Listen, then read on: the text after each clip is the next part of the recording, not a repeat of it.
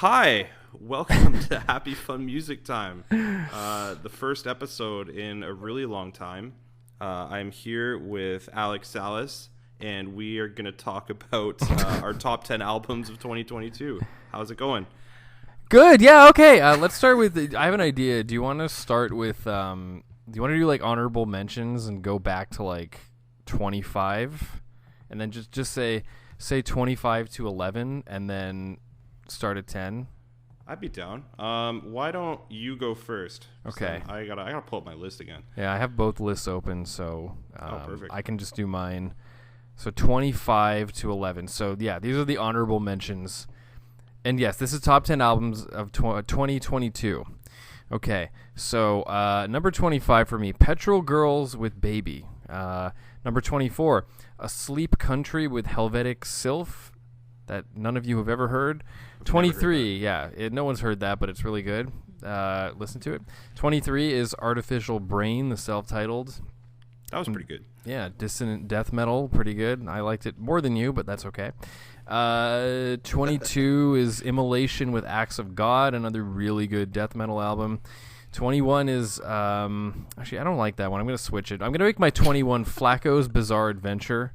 Oh, respect. Yeah, that's a good one. The Sugar Shit Silk Sweat album, which I was really cool and might be on yours too, but we'll see. 20 is Cities Aviv with working title for the album Secret Waters. 19, the Rude Scott Osborne Trio with The Virtue of Temperance. 18, another Cities Aviv record, this time Man Plays the Horn. 17, the Gilla Band with Most Normal. 16, Scarcity with Avelut, probably mispronounced it, but that's okay.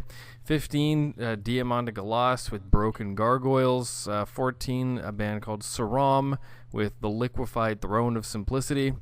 13, Birds in Row with Gris Klein, which you would really like, actually, so you should listen to that if you ever have a chance. That is on my list. I just haven't had the chance yet. That's one I want to get through before the end of the calendar year. Yeah, I think that has an outside chance of possibly cracking your top 10 post podcast, but anyway, 12, Wormrot with Hiss.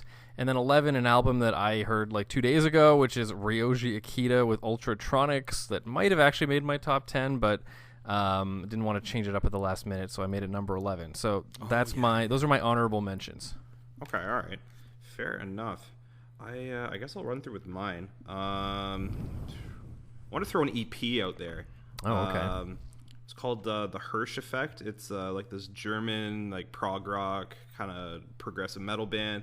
Some mathcore elements. It's sort of like a mishmash of everything. I'm gonna butcher the pronunciation. It's like Solitaire. Okay. Yeah, it's all in German, so I don't. Maybe I'm even pronouncing the band name wrong, but that was pretty sick. That was my EP of the year. Okay. But then I'll run through from 25. I have some overlap with your top 10 and maybe your top 25. Oh, that's fine. That's interesting, actually. Yeah. So number 25, I got Elephant Gym Dreams. Oh. It's a math pop album. And then 24, I have Imperial Triumphant Spirit of Ecstasy. Yes. 23, I have Ithaca, They Fear Us. 22, Black Midi, Hellfire. Number 21, Ashen Spire, Hostile Architecture. Too low, but keep going. Number 20, I got the Big Thief album, Dragon New Warm Mountain, I Believe in You. Too low, keep going. This is like a run of yours. This is hilarious. 19, Billy Woods. Oh, wow. Aethiopes. All right. Too low, keep going. 18, that's where I have Wormrot. Oh, Hiss. okay. Yeah. Yeah. So then these start to become my albums after that. So 17, Counterparts, A Eulogy for Those Still Here. Kind of funny. That has a thrash metal album cover. It looks like it's a Testament album. I'm looking at it now, yeah, with the burning crosses and stuff. Yeah. 16, is it Nychek? Is that how you say it? I always said Nietzsche, but I could be wrong. I don't know. Nychek, yeah, that sounds nicer, honestly. I'm just going to go with that. Nychek, Unsubscribe. That was a fun album, actually. Yeah. At 15, I have Black Matter Device, Autonomous Weapons. 14, which was a new find, the new Fallujah album, Imperium. Yeah. that was pretty. It was a big comeback, because I didn't really like their last one. Number 13, Yaya Kim. Oh, aka yeah. Yaya. Good pick. That was pretty sick. Number 12, I have canceled band Dance Gavin Dance is Jackpot Juicer. And then we're okay. That may have been moved down due to recent events. I see. Okay. Very enterprising of you. Yeah.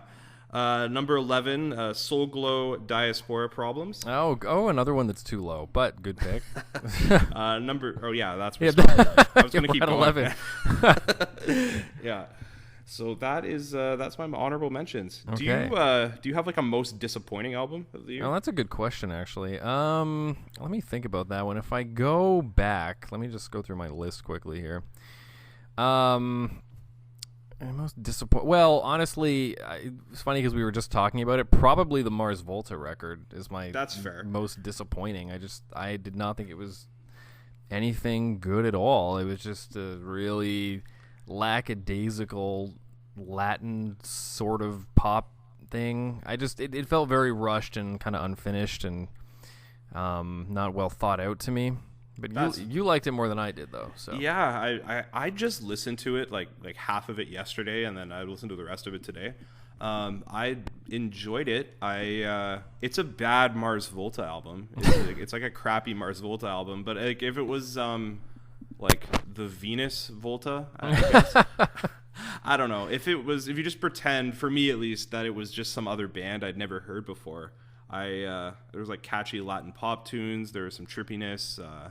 I don't know if like neo psychedelia is the right genre term for that, but I felt a bit of that. Yeah, it's okay. I don't know.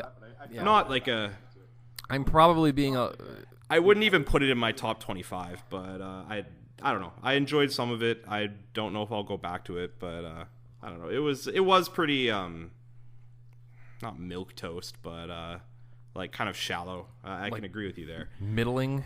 Oh, I don't know if this is like. For disappointing your thing for me, died. Oh, I think your thing died. Maybe that Silverstein album. Oh, there you are. You cut out for a minute there, but maybe. You still there? Yeah, I'm still here. Can you hear me? Uh-oh. Can you hear me?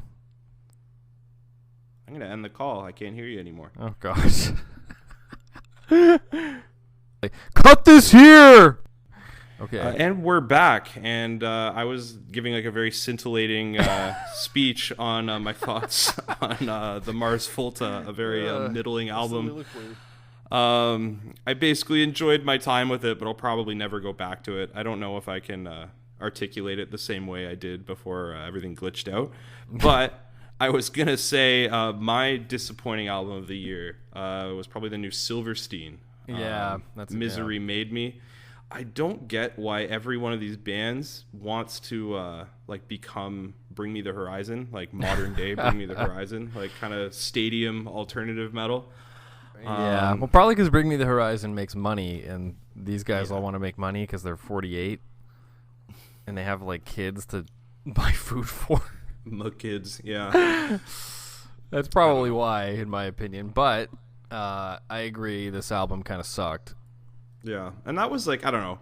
We probably have differing opinions on them, but I always thought they were like a very consistent band, a la the Black Dahlia Murder or August Burns Red. Like, you kind of know what you're getting, and if you like it, it's good. But I don't know. This was like a big downturn for me. Yeah, Silverstein, I kind of liked Discovering the Waterfront back in the day. That's my favorite one, I think.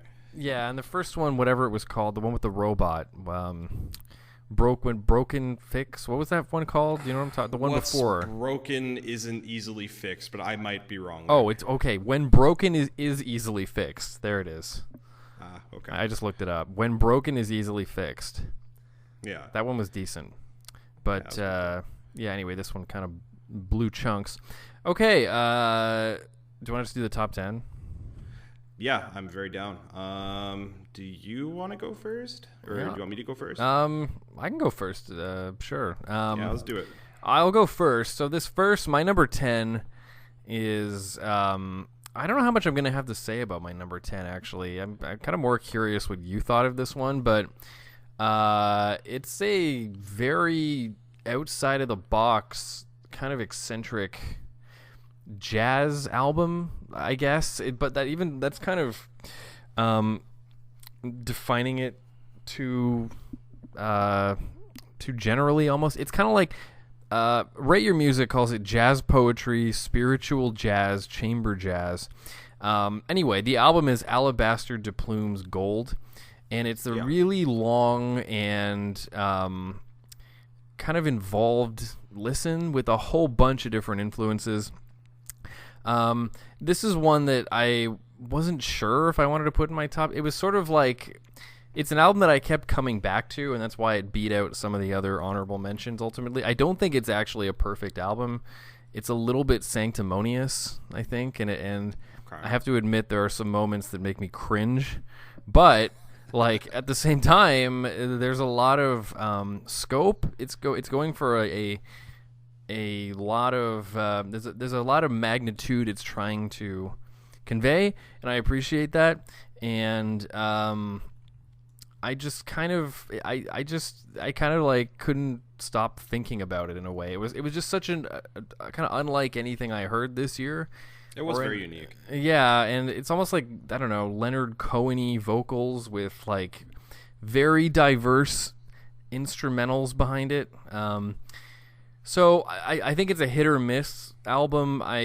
In the future, I can see myself moving it down or maybe even up, but I put it at my number 10 because I kind of wanted you to hear it, and also I thought it would be interesting to talk about on here. So anyway, I'll sum up quickly. I think there are actually probably better quote-unquote albums, but this is one of the more unique and I don't know, diverse listens you're going to get this year. So I just thought it would be interesting to put on here. But what did you think of this? For sure. Can I just ask you a couple questions just about some of the stuff you said? Yeah.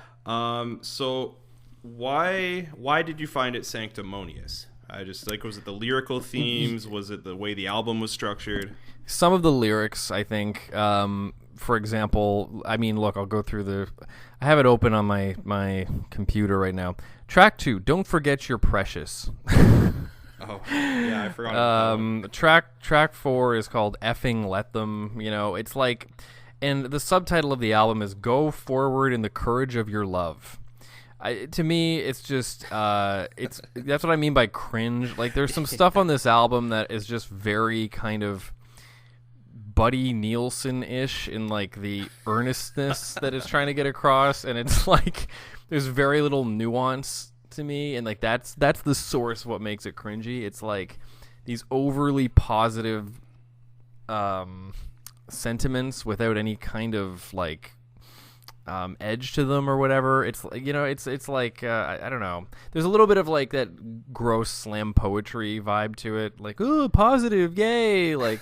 Yeah, it's kind of like going to your friend's like local slam poetry run after you've been like trying to avoid it for weeks. And you have to like pretend it's good because it is really positive. I don't know. Yeah, and there's a, I don't want to like bash it. I mean, I do think it's a really good album. It's my number 10. That's like the one element that's like, I have to, I can't overlook it, but I have to like contend with that when I listen to this, and it always just puts me off it a little bit. And it's too bad because like I think everything else about it is actually really good. Like that's the biggest problem I have with it.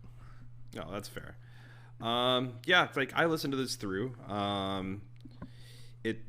A lot of the stuff you said I agree with. Like instrumentally, I think it's gorgeous. A lot of my favorite songs are like the first one and the two Visitors tracks, which are like purely instrumental. Yeah. And I think there was one with like a female vocal feature. I don't know if that was Again. Oh, Again, 11. yeah. I think that was the one that was good. And I read that he was also the sax player, and like there's like some unique stuff that I never like really heard a saxophone do, like a lot of kind of like tremolo-y type parts. Yeah. But yeah, like a lot of there's a fair amount of cringe. I forgot about the second one. Some of the vocals, I hate. I don't. It's gonna be a bit of bashing, but like, you know, like the like. All right, fair. Yeah, let me just pull the track listing up again. One song where this was like really bad was like, "Do you know a human being when you see one?" Yeah, Like, yeah. That's another one. I don't know. I feel like he's just like plodding on about like nothing. Like Yeah, yeah. it's like kind of like Alzheimer patient type of rants. That song was like especially painful.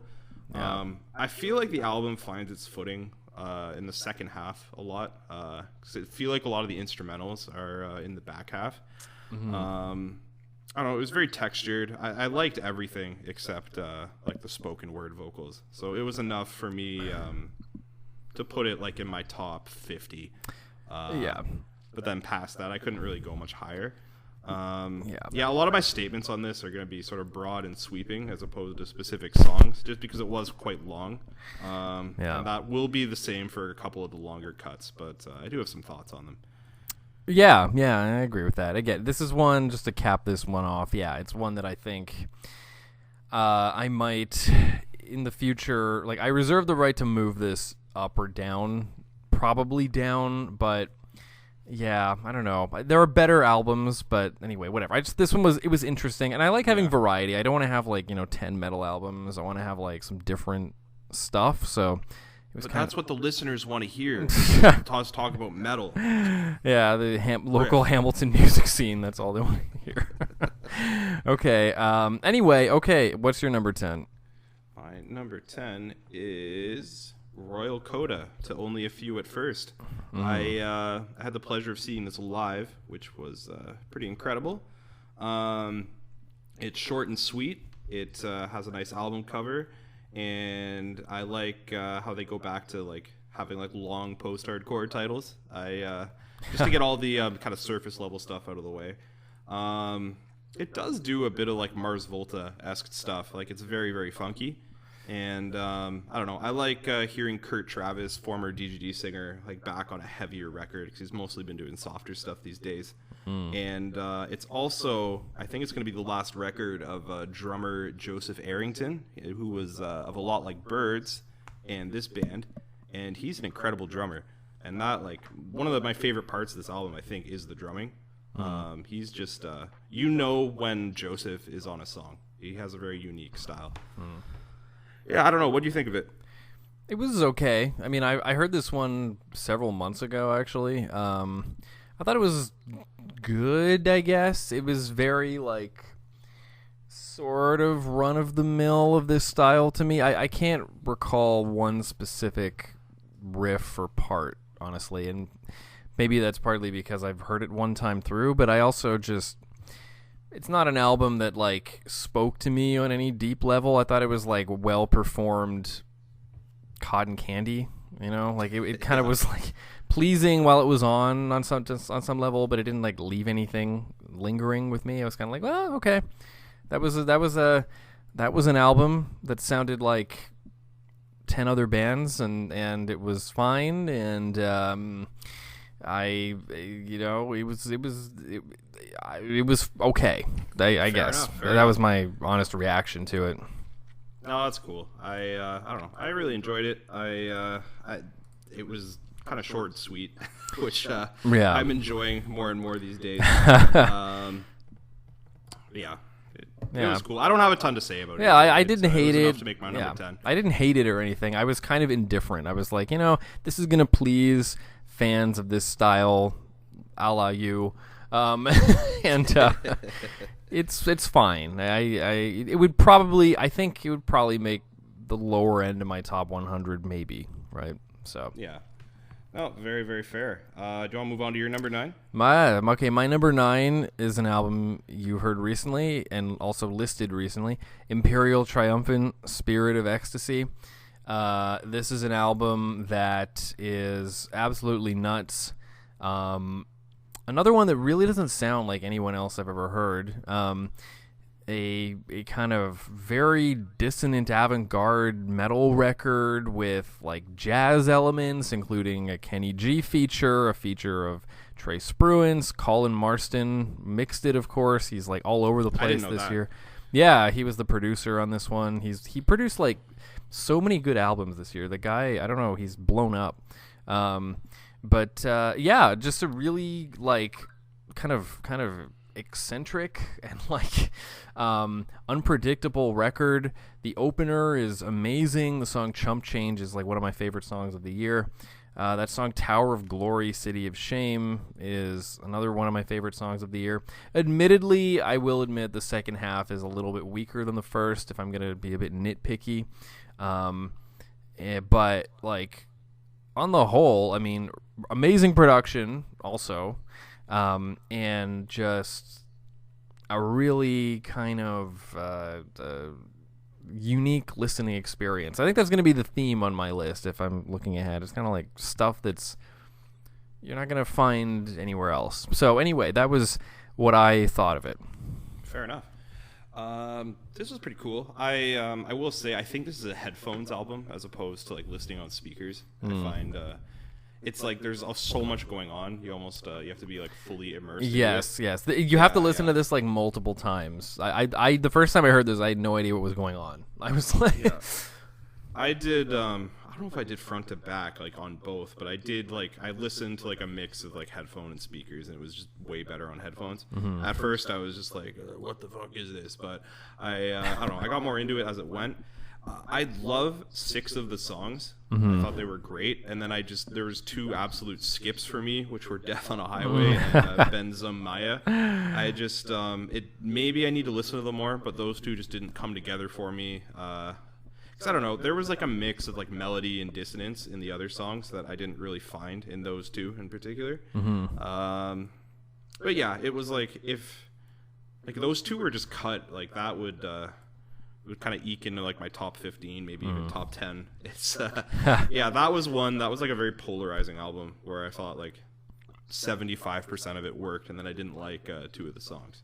Yeah, but I give Death on a Highway another try. I think that song's actually really good. I mean, the other one I don't actually remember too well, but try one more time with Death on a Highway. I mean, it's also, funnily enough, the shortest one on the album. So if you're gonna try one, then that's the one to retry. But yeah, I feel like it's I feel like it's a rite of passage to have your album produced by Colin Marston, and like not these guys, but have your artwork done by Kurt Ballou. At this point, Colin Marston was all over the place this year, and it's good because like it's not there's a lot going on, but it's also natural sounding, i.e. the drums like don't sound super triggered. Like it's good. Anyway, yeah. What is your number 9? My number 9 it is Static Dress. Rogue Rouge Carpet Disaster. Rouge Carpet Disaster. I'm gonna say Rogue. This was like it had some shades of a Static Lullaby and like kind of older like metalcore, post-hardcore. But I thought they had a unique sound going on. They do like a lot of field recording and sampling that they sort of hinted at in the first EP that was here. And I don't know, it sounded like a genuine expression. Like these guys listened to this stuff a bunch. It wasn't like super manufactured sounding to me. And I don't know, there was a good variety of songs. Like I think Cubicle Dialogue has some sort of Deftonesy vibes. And I don't know, there's a mix of like a Static Lullaby or straight up like early Misery Signals type metalcore. Like every song is a little bit different. So I don't know. I was a fan. I got pretty tired on like straight metalcore, and like it's all sort of becoming like kind of Linkin Park-esque alt metal.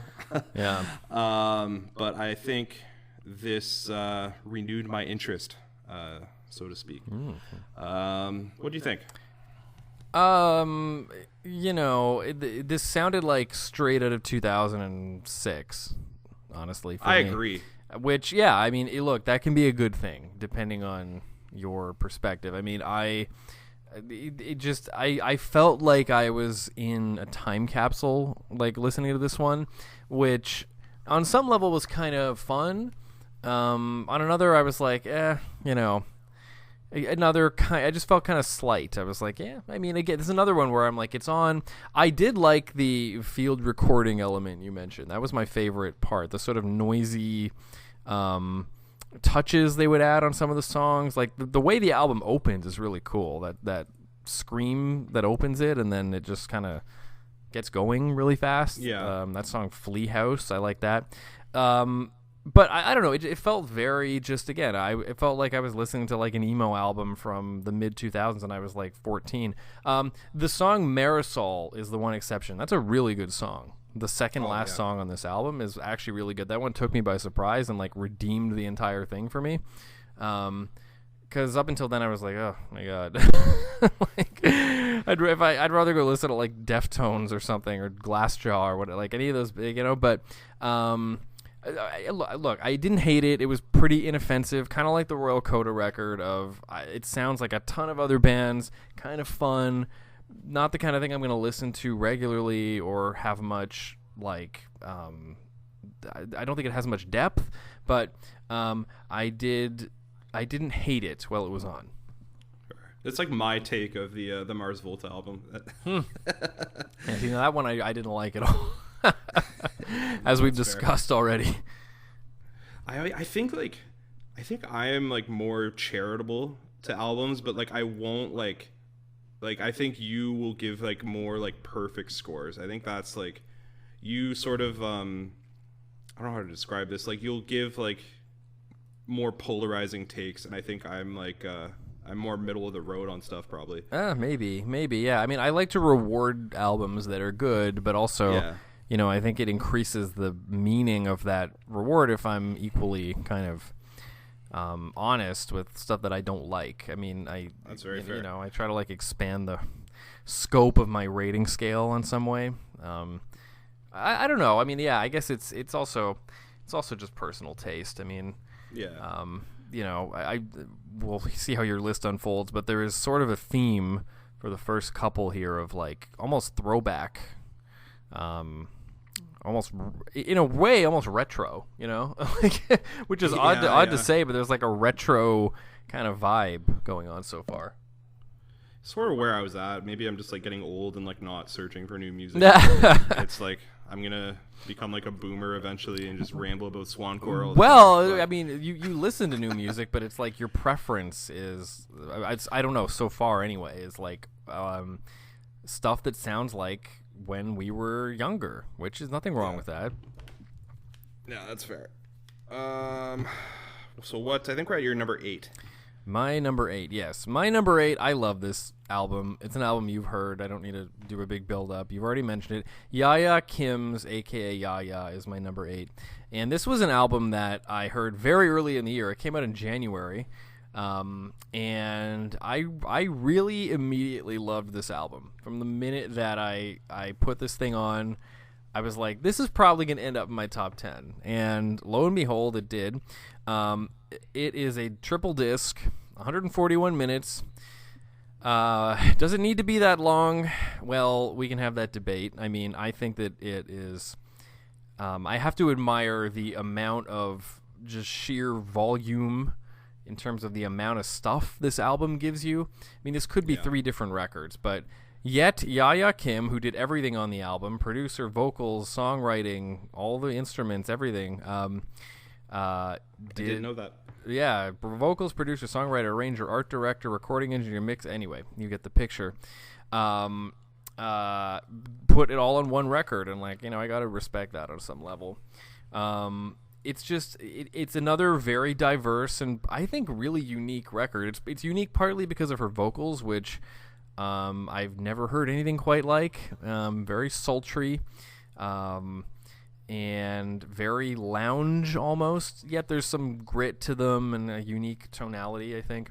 And then you have a really like broad instrumental palette on this thing. You have more jazzy numbers, you have more straight up like art pop stuff. There's some rock songs like the song Impulsions, which is really good.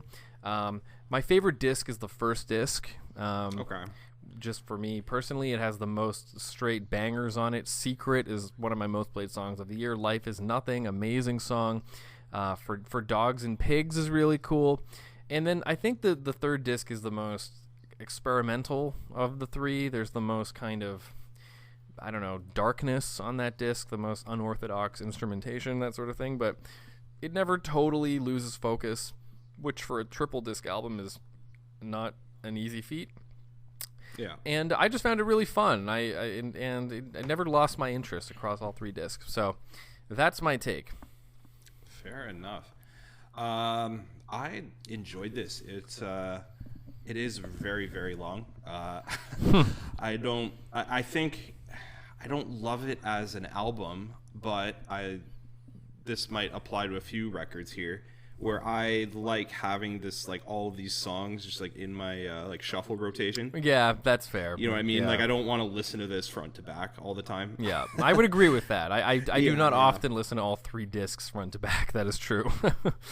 Because usually before we do these, I actually just take all of our albums and, like, I'll just shuffle them, and like that, whenever one of the songs off of this would come on, it was an enjoyable experience. She kind of sounds like Michael Bublé a lot. What? No, hear me out. Like, the way she sings, like, not like the tone of her voice, but like her note choices, and Okay. she would hang on certain notes at like a weird time to give it like a lounge vibe. I don't know a lot about lounge, but like Right. the way, like, the melodies they choose, like note choices, like, I found it very similar to Michael Bublé, but obviously the instrumentation is way more interesting. Yeah. Yeah, I'm not like But yeah, she doesn't sound like because like no, I think what you're picking up on is like the in like, you know, classic pop or whatever, you know, your Bing Crosby's or your Frank Sinatra's or whatever, they often intentionally are loose with the timing of the vocals. They'll like hang a note longer, or they'll come in late because they're trying to project a sort of casual, cool or laid back kind of attitude, right? So when you aren't like very on the beat all the time, it gives it a more relaxed feel, and there's definitely like that influence running throughout. it's less like segmented, quantized. Yeah. Like, I mean, just because of the length of the album, I can't really point out a lot of highlights. A couple I liked. I think you're probably right about the first disc. I liked Samsara and I Want to Kill You. Mm-hmm. Those were a couple songs I really liked, but I liked all of it. My only critique is, like, I just don't like it as an album, but I like the songs. Yeah, I feel like this could have been like 3 records. Oh, yeah. I don't know. That's like just a nitpicky thing. That like it's like an 8 out of 10 for me instead of a 10 out of 10. I just feel like it's too dense. But I still really liked it. It is a lot, and I'm not going to deny that. But hey, it is good for shuffle. It is maybe like one of those ultimate shuffle records, for sure. And maybe it was COVID. Maybe that's how they there's so much material, like just built up stuff and put it all out. I don't know. Okay, yeah. What's your number 8? My number 8 is the second Seder album. It's the second time they've made my top 10. Their album Totem. It's basically Locust 2. Like, Locust was their first album. It is more of the same, but they do stuff that I like. There's lots of sick riffage. The production's incredible. The drumming's great. I don't know. The songs Vector was pretty wild, and the closer Totem. I don't know. I feel like they like even amped it up a notch. It's like even more progressive, even more riffs, even more sick. I don't know. It was just it clicked for me in all the right ways, and they are like super talented musicians. This album was the most impressive, just in terms of like musicianship that I heard this year. Which I don't know. I enjoy stuff that is like clinically technical for the sake of it, because I feel like that in itself is an artistic expression. Right. Well, that's fair. But I don't know. What'd you think? Look, I'm gonna have a very similar reaction to this one as I did to the last 2, which is it was okay. It was. I can't take away from the musicianship, right? I think they're great players. The album cover is really cool too. It's completely unrelated, but I like the album cover. No, that's always related. Like, 'cause when you're listening to it, like any album, you're kind of thinking about the album cover. At least I do. Yeah. I mean, it's not a musical comment necessarily. I just thought it was a cool looking cover. Yeah, I don't know. It was fine. This is another one where it's like it was on, it was okay. I'm like, this is another sounds like the canceled band kind of that I can't speak about. I think they sound more like Protest the Hero than Sure, than the Forbidden Band. I think I think there's maybe a cross section there. I mean, I'm not saying they sound exactly like either band, but I don't know.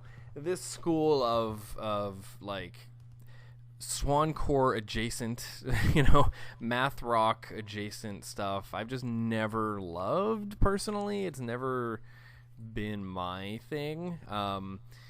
Just because it all feels to me very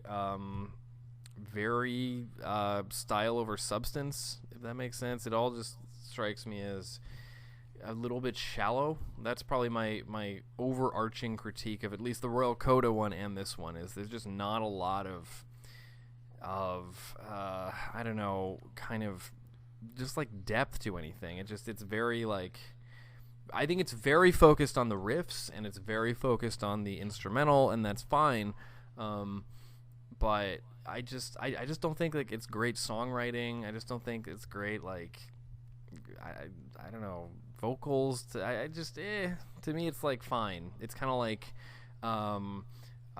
watching like a really talented like guy making balloon animals or something. It's like, wow, that's really cool. Like this is gonna last for like, my interest will last for the next 10 seconds, and then the air gets let out, or I don't know. It's okay. It's just not. It's ultimately not my cup of tea. Yeah, that's fair. I don't know. It's sort of that sort of stuff. I take. I don't know. What was like? I forget the quote from like The Portrait of Dorian Gray. It was like about art for the sake of it. Like it didn't like really have any meaning. The Oscar Wilde art for art's sake thing. Yeah, like I can't like debate that like these like an album like Totem especially like has any like deep artistic meaning, but like I just still find it like that sick, like just because. Look, it doesn't have to have some deep meaning to it or whatever. I mean, I'm not saying that art can't just be an enjoyable experience, but I just for me it's just the stuff that I would put in my top 10 would be a little bit more forward thinking, if that makes any sense, just for my own tastes. I've never been. Oh, look, this is my reaction to the album. No, I know. It's like it I'm just playing. Yeah, it just strikes me as looking backwards. A lot of this stuff. It's like it sounds like we're trying to emulate, if not replicate, bands that were popular when these people and us would have been kids, and that's fine. But for me, like, I don't get a lot of love out of that. It kind of freaks me out on some level. That's fair. I mean, I could agree with that on Rouge Carpet Disaster. I don't know. Yeah, I think it's more definitely that one is a better example. I sense some of that with this record. Fair. I don't know. Yeah. I think like I agree with like, I see where you're coming from with all the other points on Totem, but I don't feel like they're trying to be regressive. Like there's like minor shades of like Protest the Hero, but like I would say a band like Periphery was more ripping off Protest the Hero with like their newer stuff than like Seder is. This kind of sounds like a bunch of like Berkeley musician kids that listen to like really techie music to me. I don't know. Right. I feel like it's its own thing, but that's my opinion. And well, like, you feel differently, of course. Well, and the other thing is you are more familiar with this subgenre than I am. Like I can't distinguish necessarily the nuances as well as you can. It's more I'm coming at it from a less informed place. It's just that to me it all sounds very similar. Yeah, and I think there's like genres that like you have more knowledge of, where I like our positions would reverse, where I think everything sounds the same. Yeah, you know what I mean? yeah, it depends how like well versed you are in each genre. Yeah, well, exactly. So you're just more enabled because you have better experience to be like, well, these differences set this apart. Whereas for me, I can't make out those differences as well, right? So. And if I could, maybe I'd appreciate it. I just haven't been inspired to dive that deep into to me, this sounds like Swancore. Like I have not been inspired to dive into Swancore to the level that would enable me to understand those distinctions as well as you. So, fair enough. Listeners should listen to you on this, is what we're saying. Okay, my number 7, right? We're at number 7. My number 7 is an album that I absolutely loved. An album that maybe has gotten more just straight. Well, no, I would say maybe the second most just straight plays of the year for me. It's an album by Chat Pile called God's Country. Thank you to Bob from this band that sucks called Rolodex Darko for turning me onto this album. This is a really heavy, sludgy noise rock album, basically, with like a really unique vocal delivery that I love. It's like a really angry, spoken, screamed word delivery, with production that is really fitting for the material, in my opinion, with a really kind of overbearing just sense of heavy, like the world is coming down on you, everything from that snare sound to the really heavy bass. The song "Why" is one of my favorite songs of the year. The first time I heard that song, I almost had like a visceral like shock reaction to it. I was like, what did I just hear? I had to go back and listen to that 5 times in a row because I was like, that was like one of the heaviest things I've ever heard. The ending, there's one moment on this song where there's like a train horn that goes off like right before a breakdown, and I was like, that's the most like ingenious bit of sampling I've heard in a long time. And if you've heard the song, you'll know why in terms of lyrically and etc. I mean, I won't go on a diatribe. Yeah, exactly. You'll know why they would put that there. So just very smart use of little details there. And then elsewhere you have songs like Pamela that are about the Friday the 13th movies. You have The Closer, which is just this really heavy riff fest, basically. In the middle you got stuff like... that's my favorite song title of the year. Yeah, Grimace _smoking_we_ JPEG or .jpeg. Yeah, and then you have like, I don't know, there's more stuff that's kind of a little bit, and people will crucify me for saying this, but it's kind of true, a little bit Daughters-esque, right? A little bit Swans-esque, maybe. But on the whole, I mean, I think this is another unique listen, and it's funny that it's so unique because it doesn't actually on paper do anything that different in terms of songwriting, in terms of riffs, in terms of like the instrumental scope of it or whatever, but it's the unique atmosphere that they managed to conjure that really makes this stand out. And yeah, it's one of my most listened to records of the year. Fair enough. This one, like, this was the only one in your top 10 where, like, I didn't get it.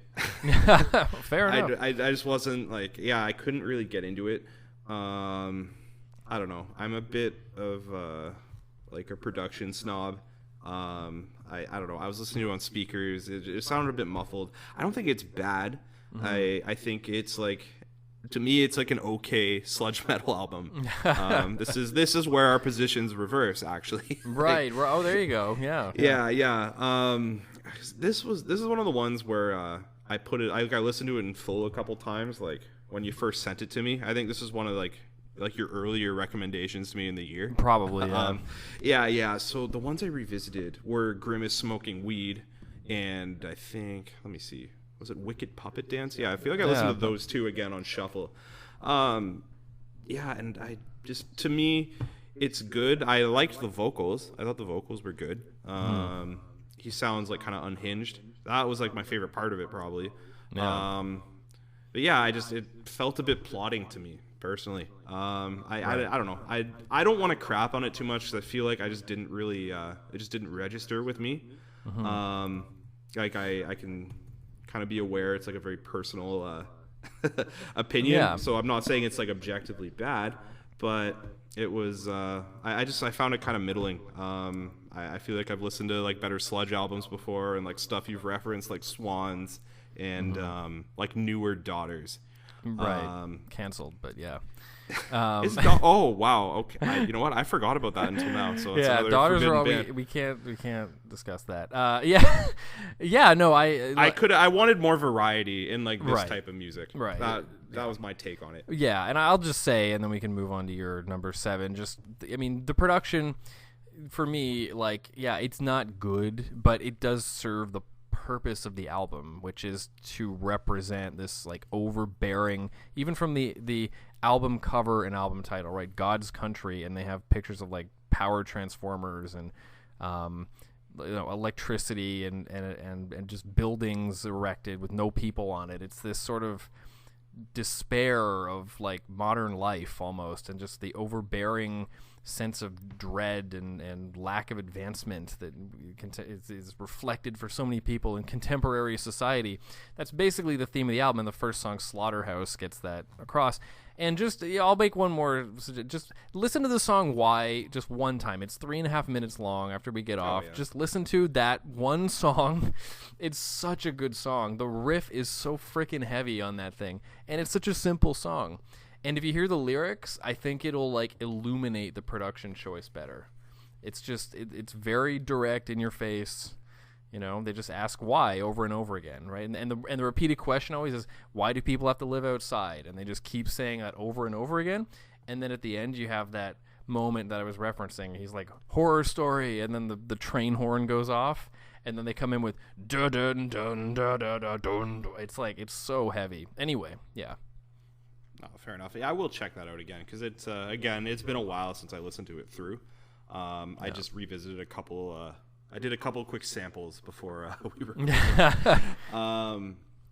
Yeah, no, it's it's just one that didn't really land with me, but I didn't. It was okay. It was just a reverse of the positions. Yeah. All right, so we'll move on to mine. My number 7, which was a surprise to me. It was a late entry here. It was Gemini by A Marionette. It wins the award of worst album cover of the year. It is a little cheesy. I'm looking at it now. Yeah, I feel a little weird like having that image in my collection. But it's there. But I really like the content of the album.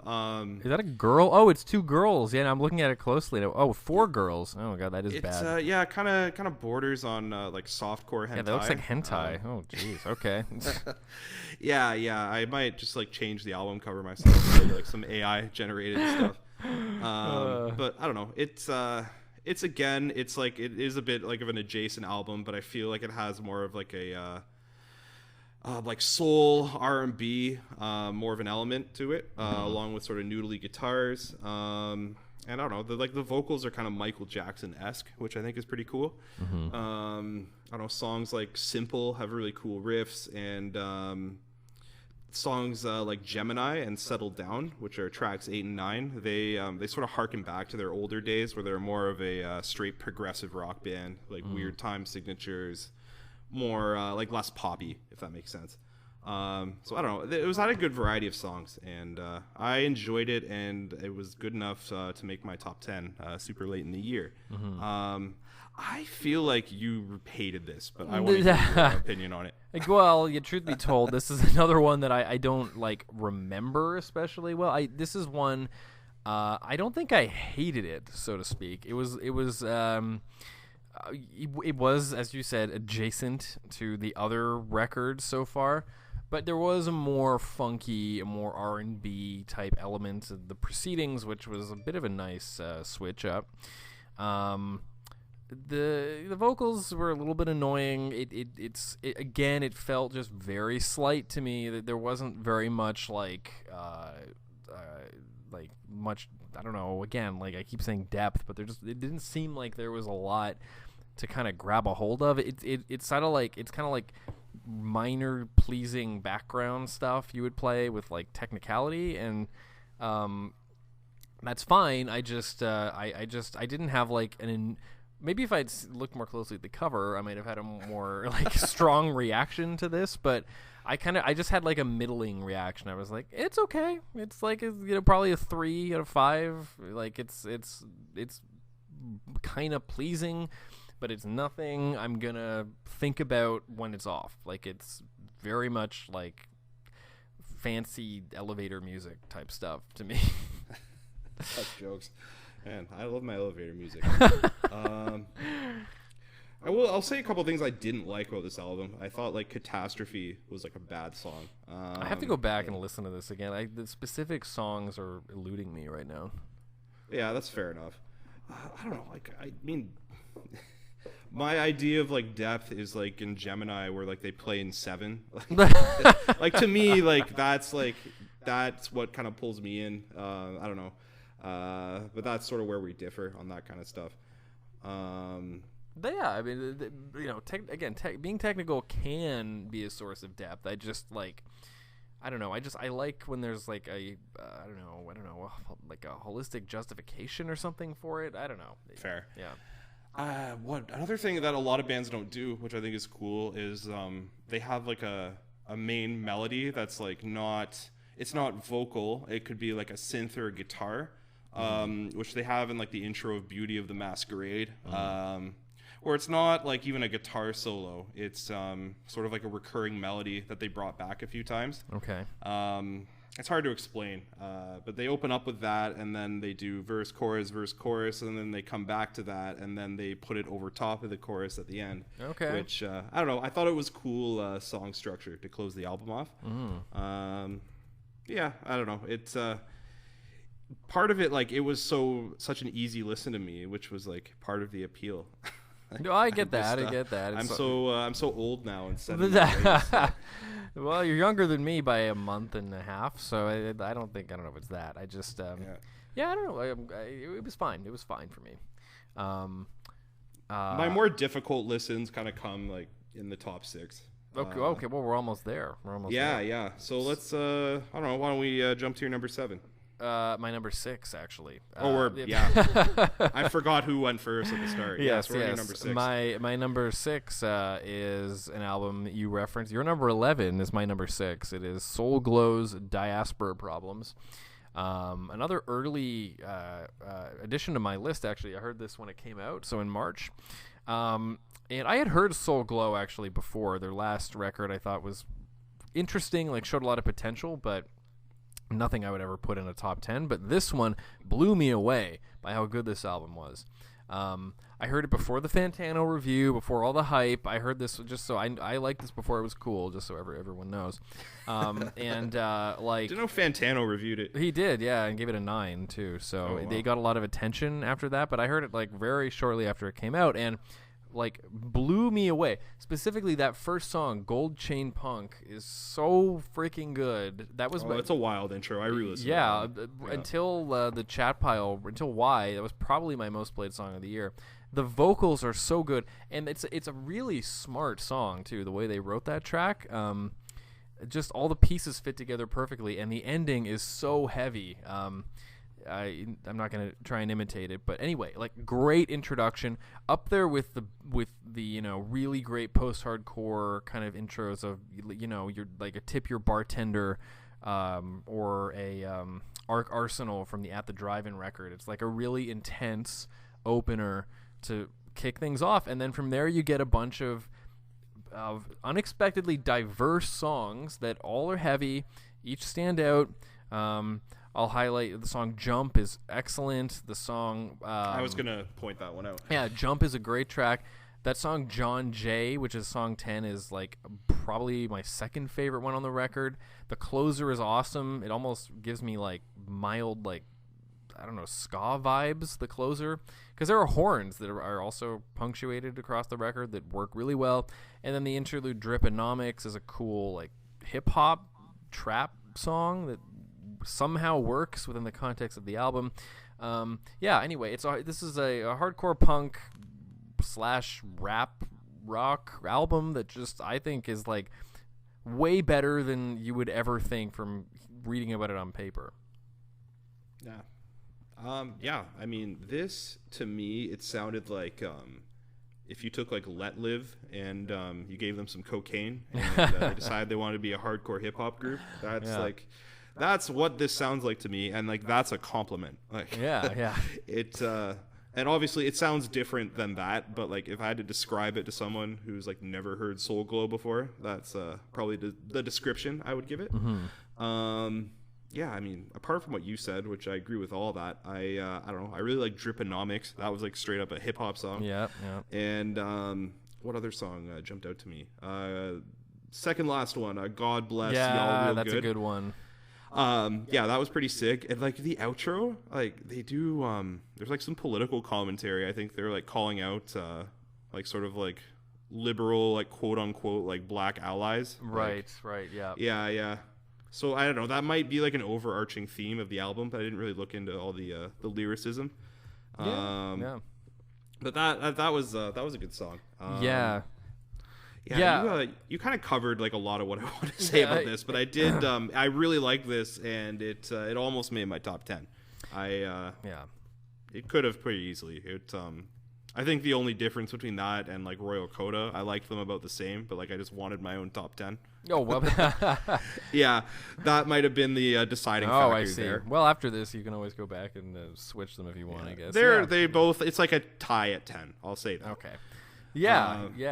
No, it was cool. It was unique. It was a nice blend. But yeah. Go ahead. No, really good album. Yeah, that speech you talked about. Yeah, I think that's actually John Jay. That speech thing is because the second last one, God Bless Y'all Real Good has. Oh, maybe I'm mixing them up. Yeah, which is fine. But because the second last one ends with this riff that I just remember really well because I wish they played it for longer.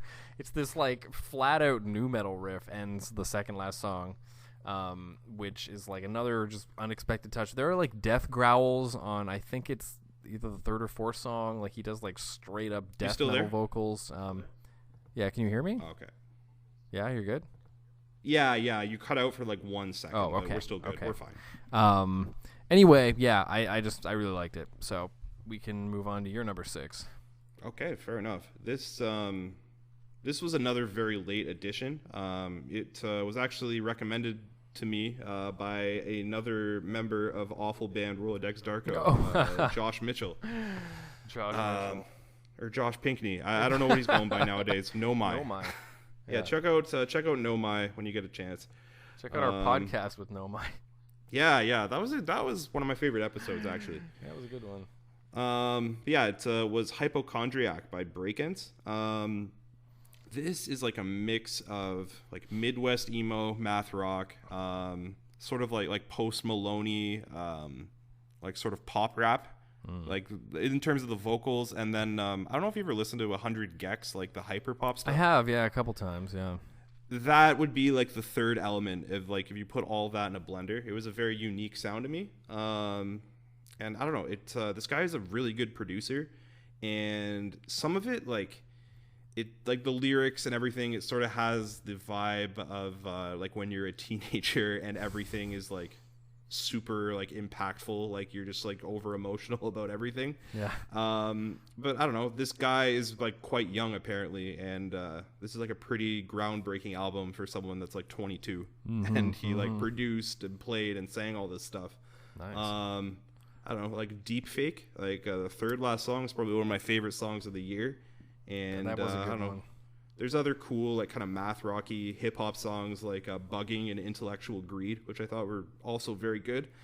I don't know. There's all highlights. Like I could name every song on the album. Maybe like CBD was the only one I wasn't huge on, but loved everything else. I don't know. What do you think?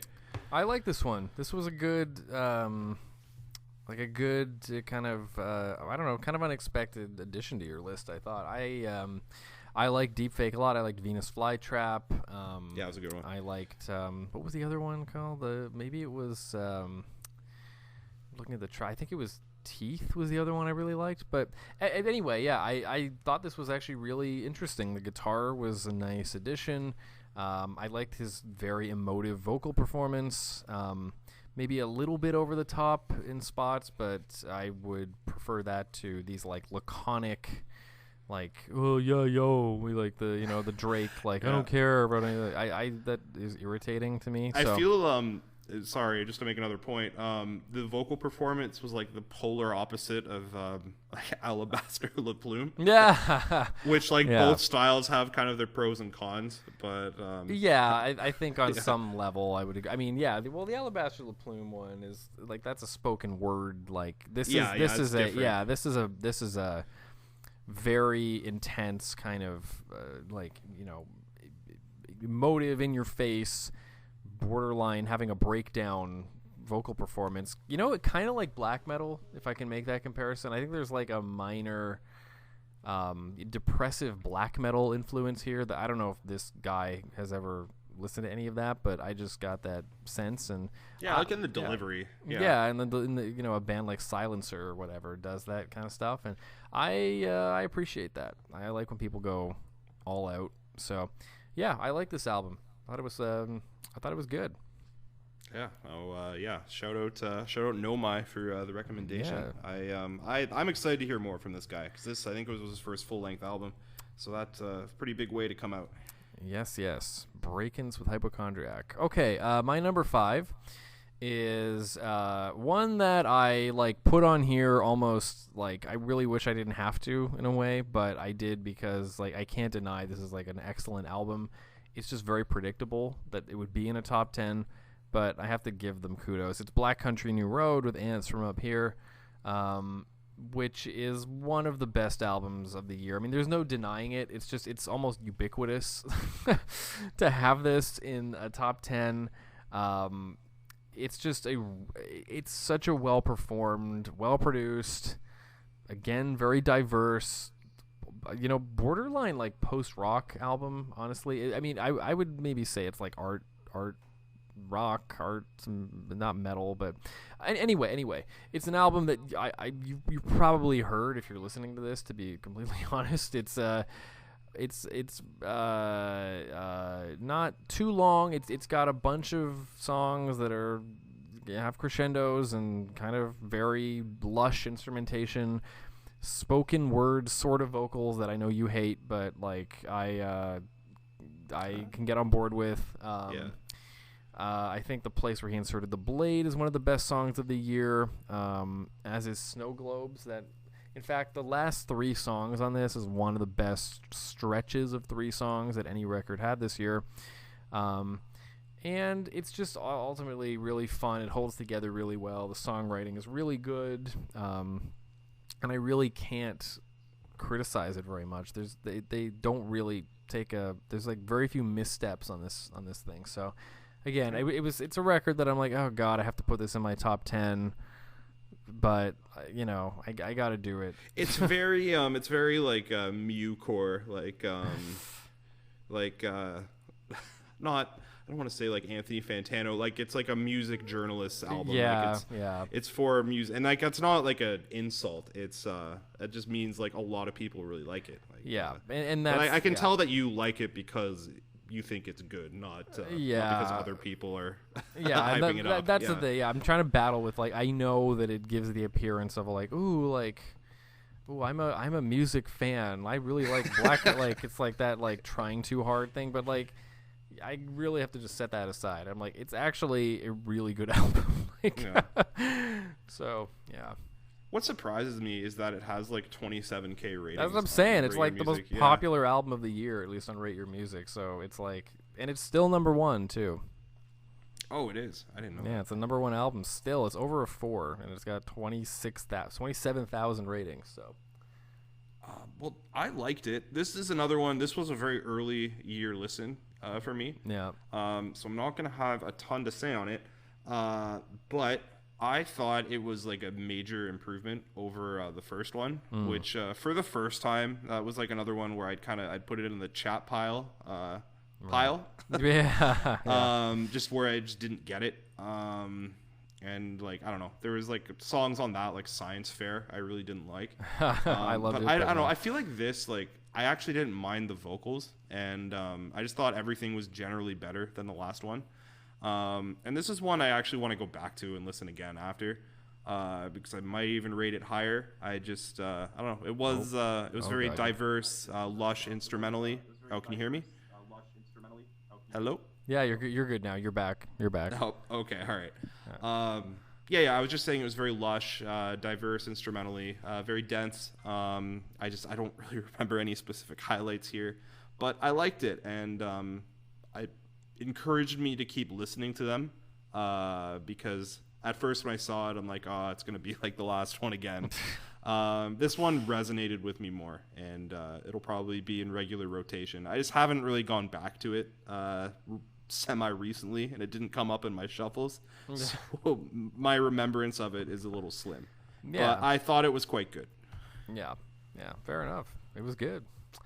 Your number 5 is what? Denzel Curry. Yeah. Melt my eyes, see your future. I like this one too, so go for it. This, you know what's cool is I feel like Denzel Curry's career trajectory is like the exact same as Kendrick Lamar's. Yeah, like, that's interesting.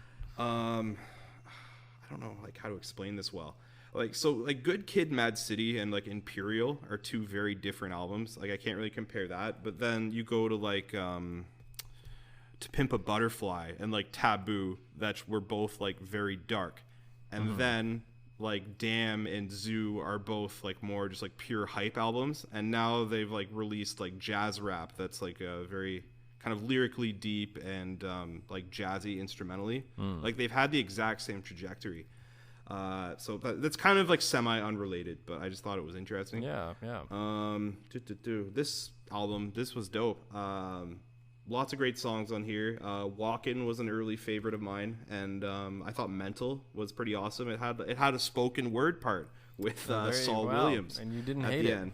Yeah, and that, I thought it was sick. That was a highlight for me, and like, I don't know, everything else. Troubles, Angels. I don't know. I can't really point a bad song out on this. Other than my next one, this was my favorite rap album of the year. And what I like about Denzel Curry, like Kendrick, every album sounds uniquely distinct from the one prior.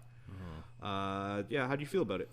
I liked it a lot, actually, and it's one that I meant to get to for a long time, and I only recently heard it because of your list. So I liked it a lot. I liked Taboo, which was the last Denzel Curry album that I listened to. I don't think I liked it quite as much as Taboo, which was a more, I think, heavy, kind of intense listen.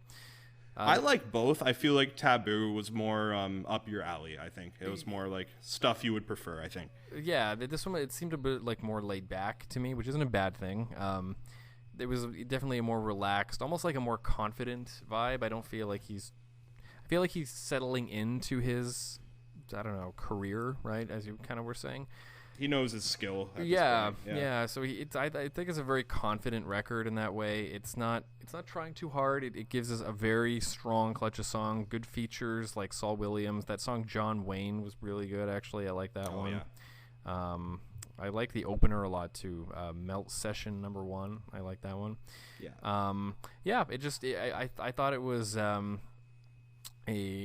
very strong, solid, not too overbearing hip hop album with like jazzy elements, which I liked.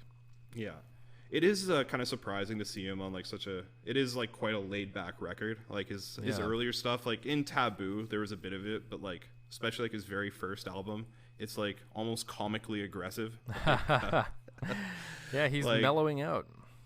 Like it sounded like he could have been on like Diaspora Problems, but like it was like less deep. Like, yeah, I don't know. So it was cool. Did you ever hear his Bulls on Parade? Yes, I did. That was a great sick. cover, and a great cover that inspired like 9,000 local bands to cover Bulls on Parade, and. You think that happened, eh? Oh, well, we played shows and bands covered it, like in the wake of the Denzel Curry cover. Oh, fair. I can remember, like, I think 2 off the top of my head, different bands that both covered Bulls on Parade because that song blew up because his cover is fantastic, borderline better than the original. Like, I thought it was excellent. He's a better rapper than it's not Zach De La Rocha. Is that his name? I think so, yeah. Yeah, and like Zach De La Rocha is quite good, but like Denzel Curry's verses on a song like that are just they're gonna sound better. Oh yeah, it's better. Yeah. No, yeah, that was great. I was trying to find a recording. Like I wanted to get an MP3 of it, like good quality, for a while. Yeah, you gotta get the YouTube. Yeah, to MP3, I know. I like had to do it, and yeah. I'm like, oh god, I gotta settle for this. But anyway, yeah, my number 4. My number 4 you mentioned in your top 25. It's another long record. It is Big Thief's Dragon New War Mountain. I Believe in You. And look, I mean, this is another one you've probably heard. I mean, it blew up very early in the year. Came out in February. I will admit, I think it's a little bit too long. That is one thing I'll say about it. But that's about the only bad thing I can say about it, because it's got so many good songs and it's so well performed. And this is not my typical kind of record. I'm really not a folk guy. We talked about cringe earlier. A lot of folk tends to be a little bit, I don't know, righteous for me, but this doesn't really give me that vibe. I just think it's a really accomplished, ambitious album with good songs all the way through. A song like Time Escaping is really, really cool. Simulation. That's the best song on here. Sorry. Yeah, no, it's okay. I think Simulation Swarm is my favorite, but I think Time Escaping's in my top 3. The title track is really good too, and I actually think that the middle is where it sags a little bit. I think like a couple, 2 or 3 of those songs could have been chopped. The stretch between like Heavy Bend to, say, No Reason, I think like 2 or 3 of those in there could have been chopped. But anyway, really good album, worth hearing. Maybe another one that's better in a shuffle situation, just because it is 80 minutes long, and I'm not sure it had to be. But it's very accomplished. Yeah. I thought it was great. A lot of my points on this are going to be like the same as like the Yaya Kim album, like to a lesser extent, where I like all these songs, and like whenever they come up on shuffle, I listen to them all the way through. But like I just have no interest in like listening to this front and back. I did it once. Yeah. But like I'm probably not going to do it again. But that doesn't mean like I don't like the contents of it. Yeah, as you said, Time Escaping, that song was really cool and unique, just with the instrumentation. I really like Certainty, that was really pretty, and 12,000 Lines. Yeah. Those were ones that came up on shuffle a lot that I was quite enjoying. This album, like, I don't know, it reminds me, like, I feel like I'm in like 3 billboards across Ebbing, Missouri, listening to it. That's interesting, yeah. But that's like maybe my only other experience with like Americana vibes. Yeah. That's what a lot of these songs bring to mind for me. But it's very pretty sounding. The vocals are nice. I don't know, there's like some like slide guitar. I think there's a bit of lap steel on it, but it was cool. It was either this. It's funny because like I have my my gripes with the Yaya Kim album and this one, but those two are maybe like my favorites of your top 10. Oh, that's like those two and like Diaspora Problems. I haven't like, because I have to like go and shuffle my ranking around again. But yeah, those 3 are probably my favorite ones. Oh, that's interesting. Yeah. Yeah, listen to Simulation Swarm again. Listen to Why and listen to Simulation Swarm. Yeah. Those are 2 of the best songs of the year. Yeah, and that's the thing. Like this album, like it's so packed with tracks that stuff's gonna get lost. It shuffle, will. I feel like. Yeah, and then there's some songs where like there's better versions of them like on the album, if that makes sense. But that doesn't make them bad. I know what you mean. Yeah. Similar sounds and that sort of thing. Yeah. Yeah, I could have just used like a fat trim, but that's my only critique. Yeah, I would take like 10 minutes off. I think there's like 70. I actually think it's good as a long record, but yeah, I think it needed a little bit of editing, in my opinion. But what is your number 4? My number 4 is for my favorite rapper, Freddie Gibbs. Sold Separately. That's a bit of a tongue twister. This album was pretty sick. There was actually a couple singles he put out beforehand that I felt like should have been on the album. They were quite good. But this album was great nonetheless.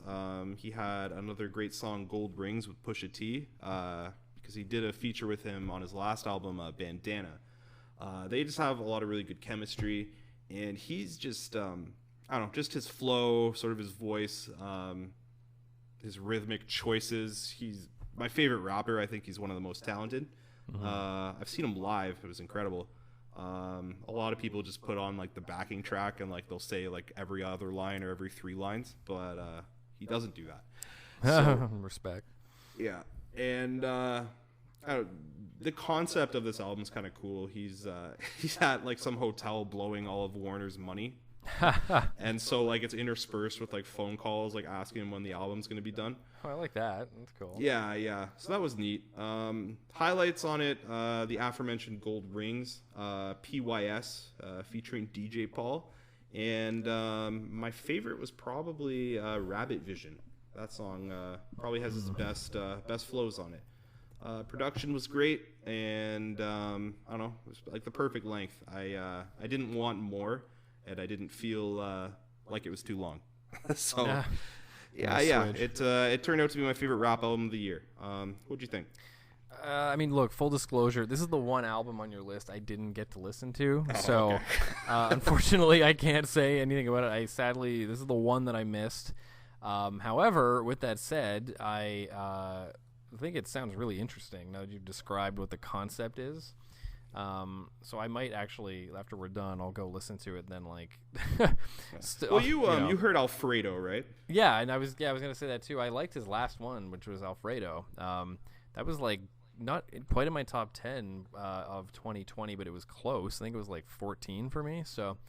Yeah, I'd say if you liked Alfredo, you'd like it. Yeah, I've liked his previous stuff, so I just have to actually go hear it.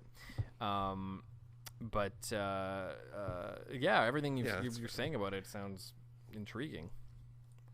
Yeah, I'm good to just sorry, give that a listen. This is the one that I didn't get to. Actually, I forgot about this one. My bad. No, it's fine. Yeah, let's listen to this, and then I'll listen to Y and Simulation Storm. Yes, okay, I won't do that. And maybe like whatever we talk about on the next episode, we can just pick up and like quickly go through all that. Yeah, I like that idea. I'll throw a few other tracks at you if there's any you don't remember. But okay, sure. We'll do that. I'll listen to this after we get off. Perfect. Let's just keep going then. Like, what do you got next? All right, my third is one I thought you would like actually more than I think you did, which is Billy Woods with Ethiops. This is my favorite hip hop record of the year. I mean, maybe I'll like Soul separately more when I hear it, but this almost was my album of the year. It was close actually. Wow. For a period of time, this was my number one, and I just like the vibe of this album pulled me in immediately. That song Asylum is another one of my favorite songs of the year. The opener with the sax solo and the vocal sample, and I love the drumless stuff on here. It's a very dark and unpredictable and kind of loose vibe on here. I don't think there's a weak spot on it. I think that you could make the argument the second half is even stronger than the first, which is something that I think is a sign of a really good album. I think the lyrics are really smart. There seems to have been a lot of thought put into the way it flows. It doesn't really have any missteps in my opinion. It's a really solid hip hop album. And just the overbearing like darkness of this album, I just really it pulled me in, and good beats, good variety. Can't say anything bad about it. No, that's fair. You know what? This is another one I got to go back to. I did really like it when I listened to it. Like I forward it on Rate Your Music. It's like everything you said, I agree with. I really liked. What was his last one? Hiding Places. It was like a collabo. Haven't heard he did that. with someone else. Yeah, I'd highly recommend that. That one really pulled me in. This one, I don't remember a ton because this was another early listen. It was like the Black Country New Road. Yeah. And unfortunately, it just like in 2 days of shuffling, it just didn't pop up much. Well, look, all right. Here's another. Just listen to Asylum, which is the first song. Yeah, it's 2 minutes. No, I want to listen to this in full again, Yeah. which like I need to do. And if I forwarded it at the time, that means I really liked it. No, I thought it was good. It was quite dark, which usually that kind of stuff, it takes me like a bit more to be pulled in, like as in more listens. It wasn't like an instant gratification type rap album, but No. still I very much enjoyed it. I remember LP being very good. He has really good verses on like Run the Jewels and stuff, and I remember him being really good here. Yeah, I don't have a ton to say, but I did enjoy this. Yeah. I got to go back and listen to it. Yeah, listen to it again. It's for sure at some point. Yeah. Your number 3 is what? It is Giocho. Yes. Even know. You know what? All the stuff on Rate Your Music is in Japanese, and Yeah. I feel like the translation is like "Let's promise to be happy." I think you're right. Yeah. Yeah. I don't know. Do you ever listen to This Town Needs Guns, like 13.0.0.0? Yes, I have heard that. Yeah. This album is like that, but way more musically accomplished. Like it was way more impressive in that sense. Mm-hmm. Gorgeous production, especially in the acoustic guitars. Like I love when you can hear like the sliding and like the finger movements on the fretboard. Mm-hmm. And then when that comes out on like audiophile speakers, that just it makes me moist, you know. No, it was just really pretty. I like the use of flute. Again, it's tough for me to point out song titles because I just kept this in my collection in Japanese. Yeah. Well, that's going to be a challenge. And I would always listen to it in full whenever I put it on. That was another thing. Mm-hmm. Where whenever I started listening to it, I just, it was like the equivalent of a page turner as a book. Yeah. Yeah, I don't know, pretty like vocals and like kind of the flute guitar interplay was really nice. And they, I don't know, it was really dynamically impressive. That's a stupid way to say it, but it wasn't super flat, like just heavy the whole time, or super empty the entire runtime. So I don't know. It was close to making my album of the year, but just didn't quite hit the mark. But it was. I thought it was incredible. What do you think? I like this a lot too, and my criticism of this record is it's too short. It's. I would have liked more. Yeah, it's under half an hour, I think, and I just feel like it's borderline an EP. What is here is really good, and I think it's a nice preview of where this band can take a kind of more expansive listen in the future. This I just, there's maybe not enough magnitude on this one for me to put it in my top 10 personally, but the little slice that we get here is very accomplished, very pleasant, very technical, very like there's a Midwest emo vibe that's really strong on this. That's I like American football as much as the next guy, so I like that vibe. And yeah, it's sort of a here's an example of a unique take on the sort of swancore elements that are in a lot of the other stuff. You thought this sounded like swancore? No. I mean I think there are elements of it that are overlapping, i.e., some of the guitar work, etc. But it's okay. Sufficiently its own thing that it would never be mistaken for that. Like it sort of is in its own lane, while having adjacent characteristics with some of the other stuff on your list, I think. Fair enough. And also a totally different vibe because it is a more relaxed, largely acoustic record. So, I liked it a lot. Surprised it's up this high, but I'm pleasantly surprised you like this so much.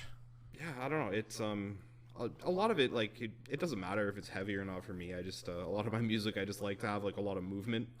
Yeah. So it's I don't know, it just kind of spoke to me, and maybe the brevity was part of why I wanted to listen to it all the way through every time. But no, I think you recommended me this album, and that was probably the best recommendation you gave me out of all of them. That was the best one of the year. Well, yeah, this is a band to watch. I think that the next thing they put out will be even better than this. So yeah, and that's only their second album. Yeah, like they're a very young band. So I think that like the stuff that's going to come out is going to expand on this. So good to keep an eye out. Okay, we're at number 2. And I have clearly a frog in my throat. My number 2 is one that was my number 1 for many, many months and was only surpassed recently. It's Black Midi with Hellfire. Much like Black Country New Road, I mean, what has to be said about this? You probably heard it. If you haven't, you really should. It's a rock solid, basically 40-minute listen with some of the best musicianship of the year, some of the best production of the year, great lyrics, excellent songwriting. I love the big band elements on here. They're really fun. There's a real Frank Zappa energy to a lot of this, a real Mr. Bungle energy to a lot of this.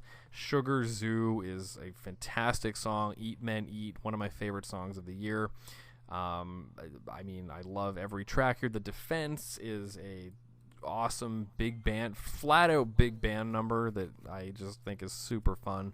And Black Midi are another one of these ubiquitous music nerd bands at this point. But again, I really have to give credit where credit's due here. I just think this is such a good, accomplished record, and it's the kind of thing that keeps rock alive in 2022 is this sort of album that's very exciting and kind of it's not as if it's like wholly original. I mean, it's not like, I've never heard anything like this ever, but it does enough new things on somewhat tried formulas, and it's so well executed that like there's not I can't criticize the execution on any level. So that's fair. Yeah, it's a must listen for me. It's so solid all the way through. What did you think of it? It was dope. You know what? I should give this a 4. I think I 3.5'd it on Cover Your Music. Tough critic. It was really good. It was like compositionally really impressive. Like that, very dense. Sort of like it. How do I describe it? It's like you take like the Deer Hunter, like later Deer Hunter, like some Sinatra, and like throw in like a metal band. Yeah, and, yeah. And then like it's all like I kind of liked how it all sounded like it was falling apart. Yeah, it's like corrupted big band sound. Yeah. I found it like tough to penetrate. Like I don't know if that makes sense. Yeah. This is another record I think demands multiple listens to it. It's a dense record. Yeah, and that's my only critique of it. I thought its length was like perfect. Like it, I don't know. I didn't feel totally bludgeoned at the end of it, but I sort of I was left like kind of confused at the end of this album after like I had like a couple listens of it. Where I just sort of there was nothing like I really latched onto, if that makes sense, because there's so much going on. It's an experience. It was really good though. I don't have a ton to say about it, but I enjoyed it.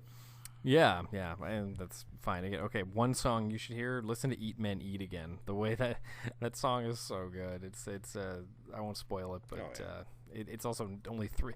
And one quick thing, they cover so much ground in such a little amount of time, which is really admirable. It's a testament to how good the songwriting is. I mean, that song, for example, is just over 3 minutes long, and it feels like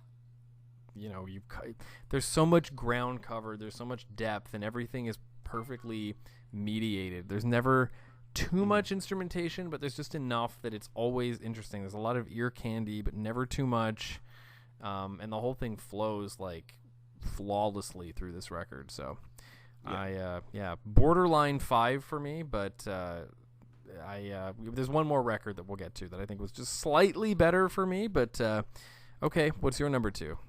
Fair enough. My number 2 is Cardinal by In Angles. This album, it was like wildly short. Yeah. But I feel like it's like 28 minutes. It's like the Giocho album, but I don't know. I feel like it's very, very sick. It's very catchy and emotive. There isn't it's not a very dense album, but like the musicianship is like very shifty. I don't know how to describe it. It's not like overly technical, but how do I explain this? Like the time signature swapping is so wild. Like there's a lot for me to like digest. They never are doing the same thing for more than 10 seconds. There's like a tempo change or a time signature change every 20 seconds in a dizzying fashion, which holds my attention. I don't know, the guitar interplay is really good, and there's cool interludes like Apollo and Shiloh, which provide some different sounds, and I don't know, it's hard for me to describe it. I feel like they have their own sound going on, and I don't find it too adjacent, just because of the shiftiness of the instrumentation. The drummer is wild in this. I don't know. What do you think? Well, you probably know what I'm gonna say. The same thing. Yeah, something like the shiftiness of the instrumentation that's something that I'm not gonna pick up on with something like this, right? It just it sounds like a lot of other bands that are on your list and I've heard elsewhere. I mean, it's, again, I think very Swancore-y, very riff-oriented. It's funny, this doesn't sound like Swancore to me. Yeah, I don't know. It sounds so it's the riffs, or there's just this focus on I don't know, riff rancory or whatever, riff peacocking. Yeah, that's the point almost. I feel like the point of a lot of these, that maybe because you play a lot of guitar, the point of these albums is check out these riffs, and that's sort of where the songs begin and basically end, and everything else is sort of very guitar based music. Yeah, it's built around that technicality, and that's fine.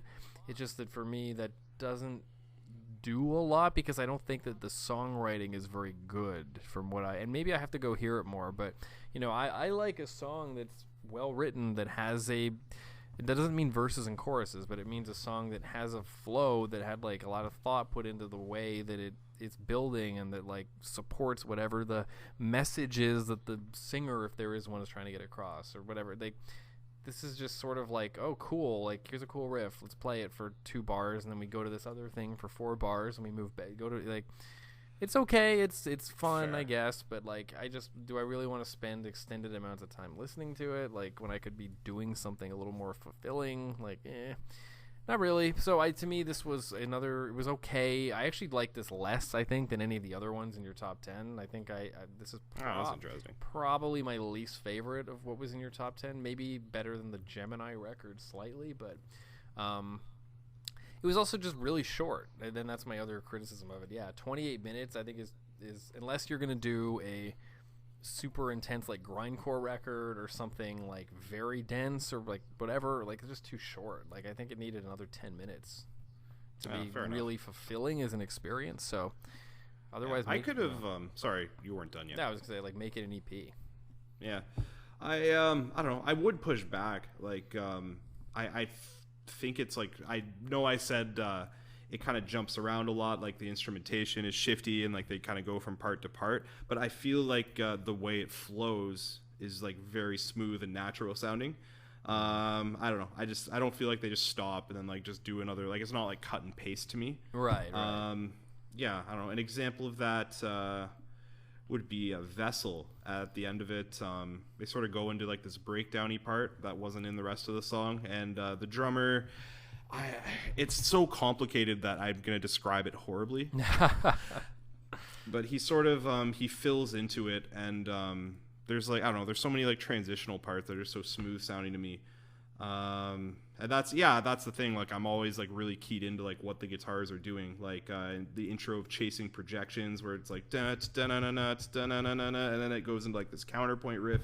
That's really sick. Like a lot of this will just be me like describing riffs. Yeah, because again, that's the point of the record, you know. And and like I don't know, it spoke to me in that way. Because I don't know, I thought it was like very emotive. Like it wasn't like, I find the difference between this and like Totem. Like Totem is more technical, but like almost for the sake of it.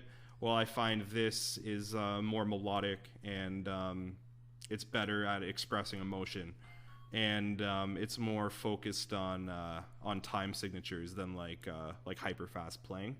And like they both sound really different to me. Yeah, like this sounds more like it has more pop punk vibes. Like there's a couple of like that, like that kind of stuff. Like fast, like double kick beats that a lot of like kind of swancore bands won't have. A lot of like I could go into like this rambling thing explaining all the, like instrumental differences in different post-hardcore bands, but it makes more sense for the listener just to go listen to it for yourself. Also, it's like only 28 minutes, so it's not a big time investment for sure. Yeah, exactly. I get all that. I guess it's just more like, I don't know. Again, part of it is my relative ignorance of this stuff, but also like just big picture. It's almost like, you know, the riffs can flow smoothly into each other, like, granted, but I just, to me, that doesn't make it good songwriting, you know? Like, there's more to it than just the individual suturing together of components. It's like the overarching, I don't know, vibe or whatever of like there has to be some kind of broader through line or whatever than just we've put riffs together so they don't sound conflicting, or like, so, you know, the extent of the song of good songwriting to me is just more than an ability to make a riff go into another one. It's like the entire package has to like have enough support behind it that there's some kind of catharsis you get out of listening to it. And just for me, I just don't get any emotional expurgation out of like, oh, these guys sat in a circle and figured out how to make one riff go into another one, which is sort of like it has what you described, to me at least. Yeah, well, and that's ultimately, that does come down to individual tastes and that sort of thing. But just for me, like, my reaction to it, I'm like, it's okay, it's fine. It's like, you know, it's the kind of thing, like, if it sounded like a local band did it, I'd be like, nice job, like, good 6 set, bro. Like, I wish local bands sounded like this. This would be like a very good local band. Like, this is like, you know, they're headlining Doors Pub level local band. Jeez. I'm half That's rough. kidding. This is your chat pile. Yeah, no, yeah. I'll listen to it again. Maybe it's funny because like our critiques of stuff we're like kind of polarized on, like, I feel like are the same. Yeah, I think so. I don't know. Well, at some point I'll go back and listen to this, and maybe I'll get more out of it. But it's just, I don't know. I just feel like I've heard this so many times. But anyway, my number one. Let's just move ahead to the number one here, because we're getting close to 2 hours. My number one.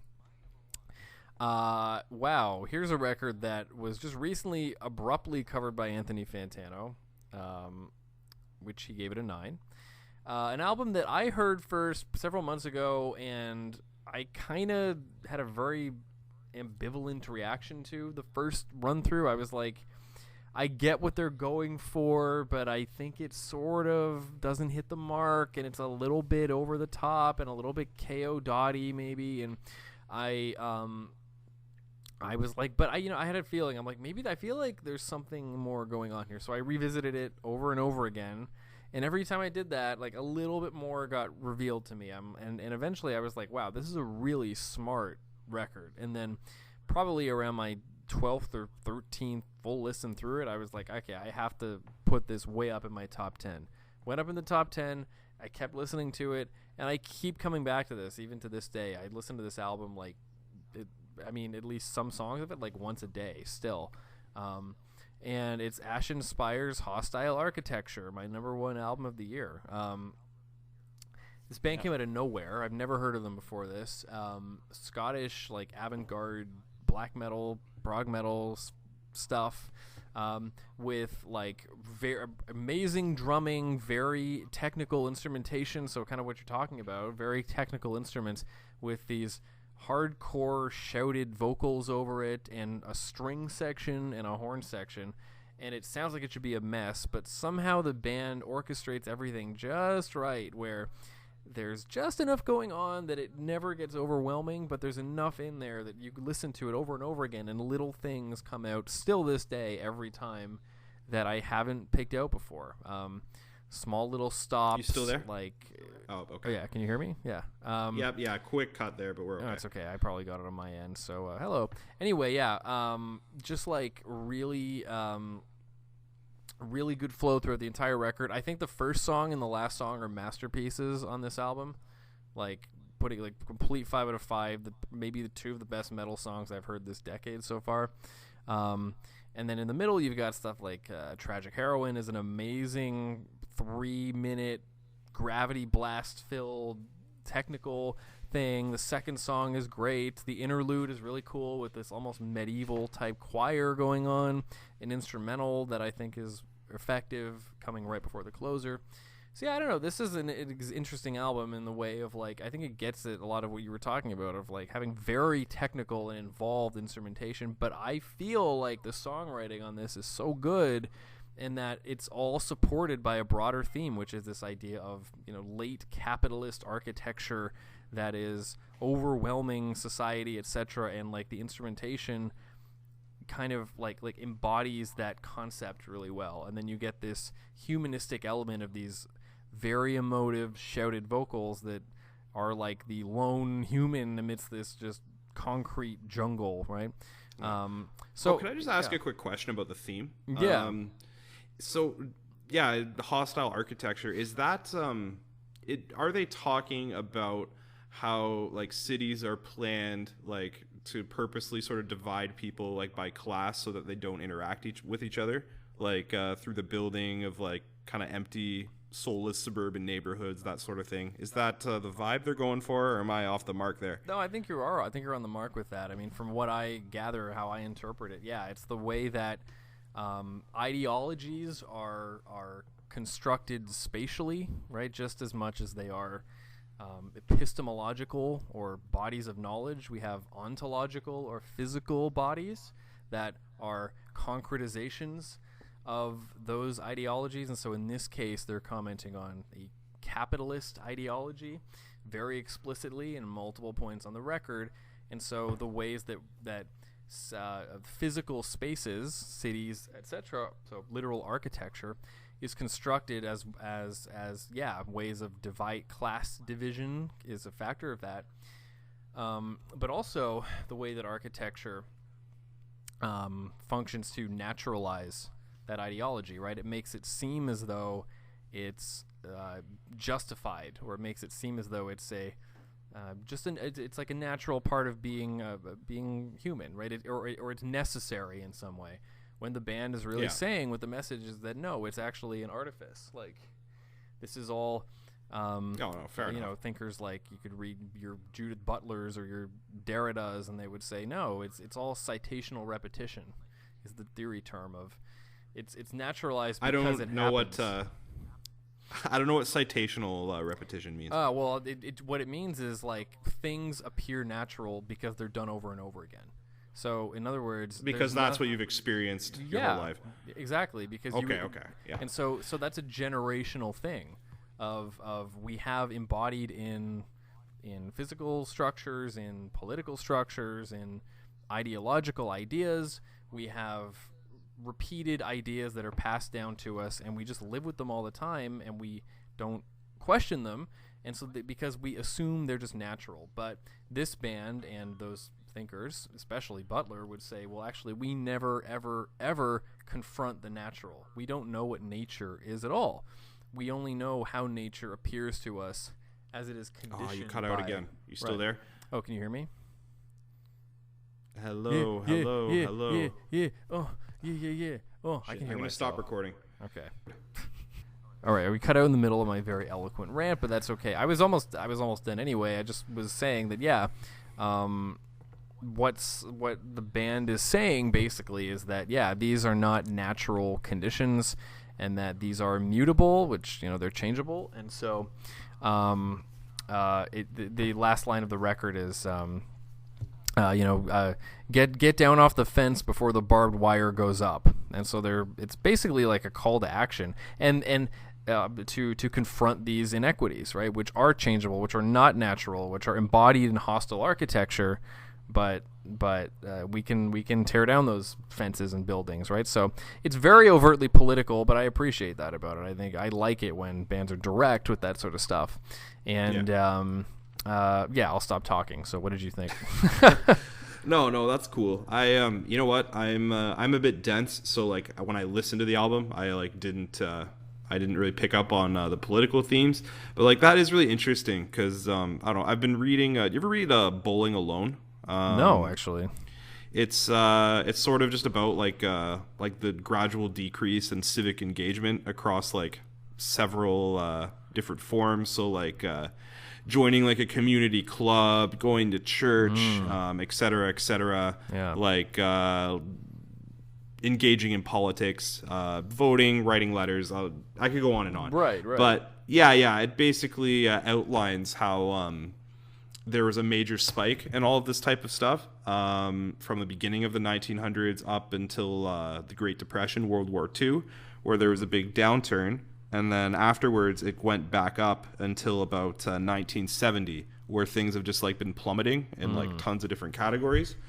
And they describe how like the way that like more modern cities are built and planned, and like the invention of the car, like you don't interact as much with like people of lower or higher social classes. So it creates a lot of like class like division, if that makes sense. Yeah. Because you're not engaging with these people directly almost at all anymore, and sort of like making connections and sort of experiencing them and their experience firsthand. So it's sort of like more sort of like radicalization and classism is going to increase as time goes on.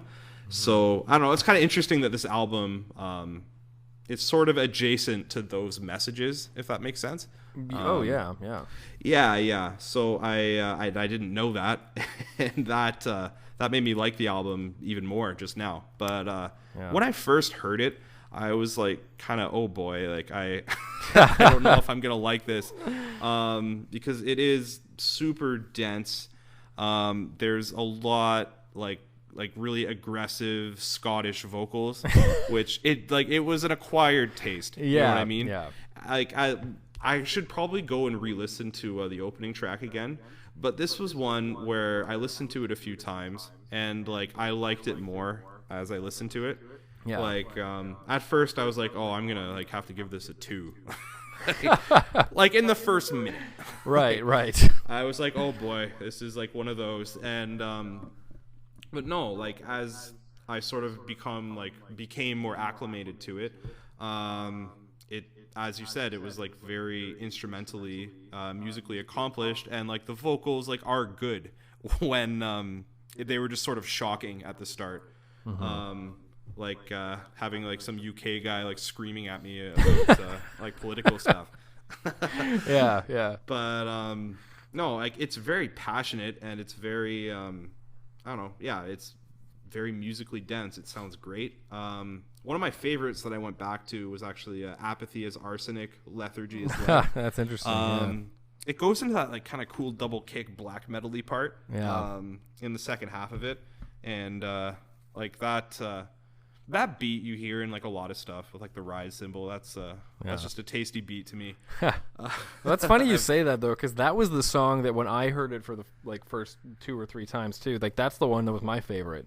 And now, as a matter of fact, I probably put that at the bottom after hearing believe me, it's great. But like, if I had to rank it now, I'd probably say that's maybe the one that I'm like, maybe that's the weakest spot on the record. But I feel like if you took the Imperial Triumphant album and like you took out the like kind of dissonant like Piron Gorguts riffage, and I don't know, you put sort of better vocals and lyrics over it, like you'd have something close to this. I don't know, in my opinion, I feel like this did the Imperial Triumphant sound like more melodically and also better. I really liked it. You know what, I gotta go back and listen to it. It's one of those things. It's not an easy listen. No. It's a very harrowing listen, but it opens up the more you hear it. And like, I have to just shout out the drummer too, who's like, God, so good on this. And that song "Tragic Heroine" might be kind of more up your alley just because it's only 3 minutes or whatever. But it's got blast beats. He does a gravity blast at the end. It's great. It's really good. And then. And then if you do hear it again, try and like, I don't know, read the lyrics or whatever, like, because that does kind of add a lot to the record, like, of what's going on. That last song is so good. Oh, that song "Cable Street" again. The way it's such a like. It's almost like borderline inspiring, like the end of that song, the way it builds up and the violins come in and like. It's like da da da da da, and there's like a really black metal heavy part going on, and he's like just screaming in your face. He's like, "This is where it ends," and there's like, you know, these crazy riffs going on. I just think it's so like it's good, and I feel like it's a really good album for like this moment. It's like very of like what our time or whatever, and it's kind of like a record that these genres need in a way to like move forward. Again, I've never heard anything like this, so it's like it's blending a bunch of different stuff together and like pushing them ahead in some way. So I like that about it. My very first listen, I still remember. I think like I was gaming and I put it on, and like I kind of groaned at the start, and then like I was fully engaged at the end. I had a similar reaction. Yeah, I don't know. It just like got better and better as it went, and I'll have to give the opening track another go. But I really liked it. I totally get why you put it as your number one. I listen to a lot of stuff like while I'm doing other things, like reading, gaming, like doing stuff around the house. But I feel like this is an album you have to like sit down and like fully engage with, like like your mind like can't really be elsewhere. I mean, I'd recommend doing that one time if you can, and just listen to it from beginning to end, and just don't like try and just like, I don't know. I wish we had like albums with liner notes, but like we don't have that, so just, you know, I don't know, look at the lyrics or whatever. But anyway, okay, we spent a lot of time on this one. So what is your number one? My number one was a surprise for me. I didn't think it would be this, but it was the Callous Daoboys, Celebrity Therapist. Mm-hmm. This album, their first one was, it was like a wacky mathcore album. It was good, but like you've heard that sound before from the likes of like Dillinger Escape Plan, maybe with a bit more botch, and like who else? The Number 12 Looks Like You, bands like that. They have a violinist, which is somewhat unique for this genre. There's a few bands with that now, like Thank You Scientist and Juan Bond, but I don't think they sound like this at all. I don't know. This album, like from front to back, it's pretty sick. It's I don't. They have like some hyper pop elements, like it's very subtle that they include, and like a bit of show tuney stuff. Yeah. I forget what song it was. If it was either Violent Astrology or the second track that just has like this ridiculous bass break that just breaks up the song. But there's so many wacky moments like that they might sound like hackney to some people, but like I really enjoyed it. Highlights on the album: title track, where they have that like long ambient part, and then they have like these like 5-second breakdowns between like a very clean verse. That was really cool. And what was it? I think there's a saxophone sighting. Both our lists have a lot of sax. Yeah, which is interesting. I think it was What Is Delicious, Who Swarms. Like there's like straight like show tuney vibes in that. Yeah, I don't know. It's this was like a different type of number one for me, but I really enjoyed it. Where are you at with this one? I liked this one a lot. I thought this was a fun listen. I like Title Track a lot. The song Starboy was fantastic too. That was another one. Oh, the closer. Yeah, I really liked that one. Even Field Sobriety Practice I liked a lot too. But it's kind of like Dillinger-y, I felt this one. A lot of Dillinger Escape Plan influence, but with more almost overt zaniness to it. Yeah, I'd say it's a bit slower than Dillinger songs, like just in tempo. Yeah, I think there's I guess it doesn't go quite as chaotic. I guess maybe like it's not Calculating Infinity, I guess. But there you are. Yeah, okay. I thought it was a fun listen, and like of these sort of style of records on your list, this was my favorite one. I don't think it does anything super different. I'll say that. I mean, I don't think anything is like,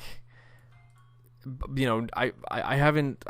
There's nothing on here I've never heard in my life, but it's really fun. I think this more than anything. This one is just like a really kind of enjoyable, relatively short. It's under 40 minutes. Listen, and it's solid. I don't think there's any like bad moments on it. And the performances are great. Like the vocalist is really good. They have a lot of uniqueness is in pockets, I would say. Yeah. But no, I see why it's your number one. It's I think like of this sort of mathcore-y stuff, it's like it's probably the best of the year that I heard anyway. That's in that vein. So, yeah. And I don't know, even it has like a lot of that kind of Dillinger-y mathcore, but I feel like there's enough of other stuff, and even if it's not like something that like hasn't ever been done before, I feel like they break up the chaos like the perfect amount, if that makes sense. Yeah. Where I don't know, you don't feel like bludgeoned at the end of it, or like the opposite, where you're kind of bored and like you want to hear the riffs. Yeah. By the end, like I don't know, I feel like they nailed like the ratio of heaviness and zaniness like perfectly there. Yeah, it's also because it's not too long, right? So that's why it doesn't kind of get tiring or whatever. But it is kind of like, it kind of gave me BT Bam vibes, honestly, with some of the more like eccentric touches and stuff. It is kind of like a midway point between the Buried in Me and a Dillinger or something. This one, it's like has some Colors vibes. Yeah, it's like a quirky Dillinger, or like a quirky like the abrupt stops or whatever, which are very Mr. Bungle-y again too, like Naked City, that kind of like goofy, like willy-nilly, like just like spitting in the face of like contemporaneity or whatever. Like it's like whatever, like it's like very self-aware, I guess, and which I don't think Dillinger has that vibe. I think that's where they're separate. So it's like you take the self-awareness of Colors and mix it with the intensity of a I don't know, what's the best, a Miss Machine or something, and then that's how you get this one. No, fair enough. I was saying this to Josh a while back, because we were like talking about the Break-Ins album. Like you've heard, like I already asked this, you listened to the 100 gecs like around when it came out, right? I've heard it, yeah. Yeah, like this to a lesser extent like has like very minor hyper pop elements, just like in terms of how like weird and glitchy it can be. Like the Break-Ins one more so, but like I always found that sort of sound was like better as a texture. Like in records like this and the Break-Ins one, because the 100 gecs, I don't know if like you were huge on it, but like that was like too much, like hey, like We're gonna do something random here, Yeah. and we're gonna stitch 500 things together. I don't know. It's better as like a subgenre than like a main genre. And Yeah. I don't have a lot of experience with hyperpop though. I like some. I mean, I think Sophie's great. That's one that comes to my head right away. But I haven't listened to it. yeah, here, Oil of Every Pearl's on Insides. That's like, specifically the song Pony Boy is like so freaking sick. It's great. But yeah, no, it's like well sprinkled across this album. Like there's, like I said, I get a sense of self, an almost meta vibe on this album, and others like it, where it's like we're aware of the convention and we're gonna flout it, and we're gonna have a good time doing it. It doesn't take itself very seriously. I mean, even just looking at the song titles, you can get that out of it, and it just becomes a really kind of fun listen in that way for me. But is this my most played record of the year? No. Is it one that I appreciate for what it is? Yeah. So, yeah. Fair. It's not even my most played. I just think it's the best. What is your most played actually? It's either the Break-Ins or the Inangles. It's both. Oh, of those. okay. Yeah. Or maybe then like after that maybe the Giocho, and right. then like probably this, like. Mm-hmm. But I just think it's like the most accomplished out of all of them. Yeah. Okay, well that was good. So, well, yeah. there's your number one. Yeah, perfect. So I don't know what I usually do. I'll post this, and usually I like to do a couple Instagram posts with our top 10s. Yeah, do it. And I don't know, maybe we'll do a little follow up. We could talk quickly about those songs you picked out, and we'll get a quick take on Freddie Gibbs from you, and like maybe we could interview someone. I don't know. Yeah. Well, we'll do the 2022 supplement or something, and it's like, yeah, going over the stuff again. That'd be good. Yeah, perfect. All right. Well, take care, guys. Hope you enjoy this. Subscribe wherever you get your podcasts, and have a good night. Yeah.